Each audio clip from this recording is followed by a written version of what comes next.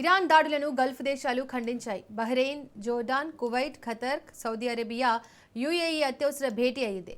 Iran ఉద్రిక్తతలను పెంచుతోందని ఆందోళన వ్యక్తం చేస్తున్నాయి. చాలా దేశాల సార్వభౌమత్వాన్ని ఉల్లంఘించినట్లు ఆరోపిస్తున్నాయి.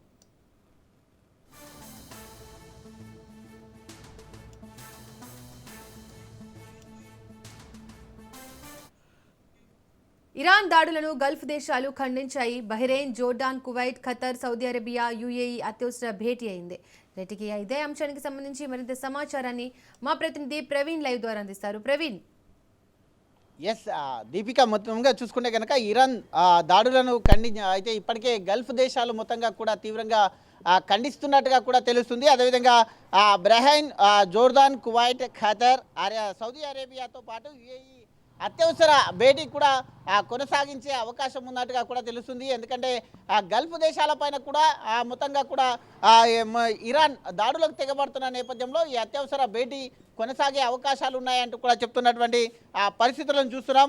ఇరాన్ ఉద్రిక్తలను మరింత పెంచుతున్న కోణంలో చూసుకుంటే కనుక మొత్తంగా కూడా అక్కడ తీవ్ర ఆందోళనకర పరిస్థితులు కూడా నెలకొంటున్నాయి. కాబట్టి ఈ యొక్క నిర్ణయం తీసుకున్నట్టుగా కూడా గల్ఫ్ దేశాలన్నీ కూడా కలిసేసి ఆ యొక్క నిర్ణయం తీసుకున్నట్టుగా తెలుస్తుంది. అదేవిధంగా చాలా దేశాల సార్వభౌమాన్ని కూడా దెబ్బతీసే విధంగా ఉన్నాయంటూ కూడా చెప్తున్నటువంటి పరిస్థితులను చూస్తున్నాం. అదేవిధంగా ఇరాన్ పైన ఇజ్రాయిల్, అమెరికా యుద్ధం ఇంకా కొనసాగుతున్నాయి. సంయుక్తంగా యుద్ధం అయితే కొనసాగిస్తున్నాయి. రంగంలోకి మరిన్ని దేశాలు కూడా దిగేందుకు అవకాశాలు ఉన్నాయంటూ కూడా చెప్తున్నటువంటి పరిస్థితులను చూస్తున్నాము. అదేవిధంగా చూసుకునే కనుక యుఏఈతో పాటు యుద్ధంలోకి జర్మనీ, ఫ్రాన్స్, బ్రిటన్ కూడా ఇటు మద్దతు పలికే అవకాశాలు ఉన్నాయంటూ కూడా చెప్తూ ఉన్నటువంటి పరిస్థితులను చూస్తున్నాం. ఇప్పటికే మొత్తంగా చూసుకుంటే కనుక లెబసిన్లో ఉన్నటువంటి 50 గ్రామాలను ఇప్పటికే ఖాళీ చేయించారు. అక్కడ ఉన్నటువంటి ప్రజలందరినీ కూడా సురక్షిత ప్రాంతాలకు వెళ్ళాలంటూ కూడా అక్కడ ఉన్నటువంటి సైనిక దళాలు కానీ అక్కడ ఉన్నటువంటి అధికారులు కానీ ఇప్పటికే హెచ్చరికలు జారీ చేశారు. అక్కడ ఉన్నటువంటి ప్రజలను కూడా సురక్షిత ప్రాంతాలకు కానీ బంకర్లకు కానీ తరలించే ఏర్పాట్లను కూడా చేస్తున్నట్టుగా కూడా తెలుస్తుంది. అదేవిధంగా చూసుకుంటే కనుక అమెరికా, ఇజ్రాయెల్కు బ్రిటన్ సాయం అందించేందుకు కూడా ముందుకొచ్చినట్టుగా కూడా తెలుస్తుంది. కాబట్టి ఖచ్చితంగా అయితే సాయం అందిస్తామంటూ కూడా చెప్తున్నటువంటి సిచ్యువేషన్ చూస్తున్నాం.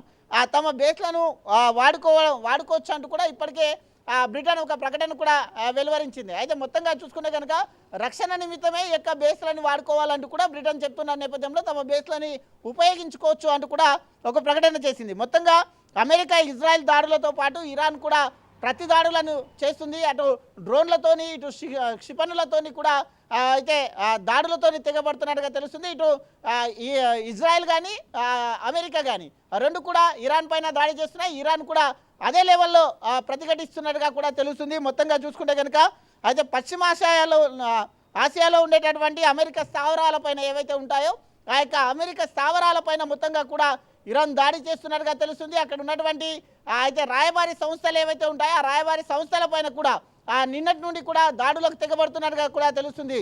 మొత్తంగా చూసుకుంటే కనుక యుఏఈ పైన ఇప్పటికే 541 డ్రోన్లు, 165 క్షిపణి ప్రయోగాలను మొత్తంగా కూడా అక్కడ మొత్తంగా కూడా ధ్వంసం చేసినట్టుగా కూడా అయితే ఇరాన్ తెలుపుతుంది. అదేవిధంగా చూసుకుంటే కనుక 506 డ్రోన్లతో పాటు 152 క్షిపణులను కూల్చేసినట్టుగా కూడా యుఏఈ చెప్తుంది. ఇరాన్కు సంబంధించినటువంటి అయితే క్షిపణులను ఇటు అయితే మొత్తంగా కూడా కూల్చేస్తున్న నేపథ్యంలో ఇరాన్ కూడా ప్రతిదాడులు చేస్తూ అంతే విధంగా సమాధానం చెప్తున్నట్టుగా తెలుస్తుంది. అదేవిధంగా యుఏఈలోని అమెజాన్ డేటా సెంటర్ పైన కూడా దాడి జరిగినట్టుగా తెలుస్తుంది. కాబట్టి ఆ దాడిని ఇంకా నిర్ధారించవలసిన అవసరం ఉందంటూ కూడా చెప్తున్నటువంటి పరిస్థితులు చూస్తున్నాం. అదేవిధంగా కువైట్ పైన ఇరాన్ 97 క్షిపణులతో పాటు 283 డ్రోన్లను కూడా ఇప్పటికే ప్రయోగించినట్టుగా తెలుస్తుంది. అక్కడ చాలామంది గాయాల పాలైనట్టుగా తెలుస్తుంది. కొంతమంది మృతి చెందినట్టుగా కూడా తెలుస్తుంది. అయితే విధంగా కువైట్లో ఒకరు మృతి చెందగా 30 మందికి గాయాలైనట్టుగా కూడా ఇప్పటికే అధికారికంగా ప్రకటన చేశారు. ఈ యొక్క సంఖ్య ఇంకా పెరగవచ్చు అంటూ కూడా చెప్తున్నటువంటి పరిస్థితులు చూస్తున్నాం. ఇప్పటికే 45 క్షిపణులతో పాటు 9 డ్రోన్లను కూల్చామంటూ కూడా బహ్రెయిన్ చెప్తుంది. అదేవిధంగా ఖతర్ పైన 26 క్షిపణులు ప్రయోగించామంటూ కూడా ఇరాన్ చెప్తుంది. ఈ నేపథ్యం చూసుకుంటే కనుక ఈ యొక్క యుద్ధ వాతావరణం ఇంకా కొనసాగుతూనే ఉంది.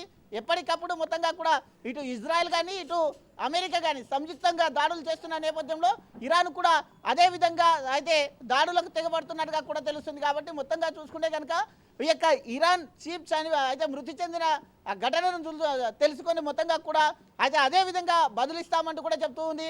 దీనికి అంతకంతగా బదులిస్తాం ఖచ్చితంగా.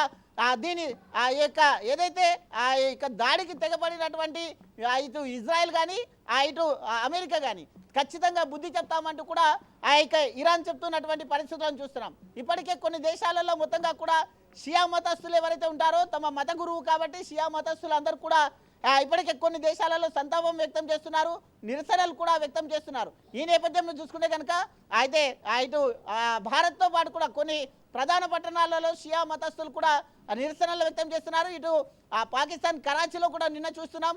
అయితే అమెరికా రాయబారి సంస్థలు ఏవైతే ఉంటాయో వాటిపైన దాడులకు తెగబడినటువంటి దృశ్యాలను చూస్తున్నాం. ఆ యొక్క దాడులలో ఆ యొక్క అమెరికా అయితే సైనికులు ఎవరైతే ఉంటారో సైనికులు తిరగబడడం జరిగింది.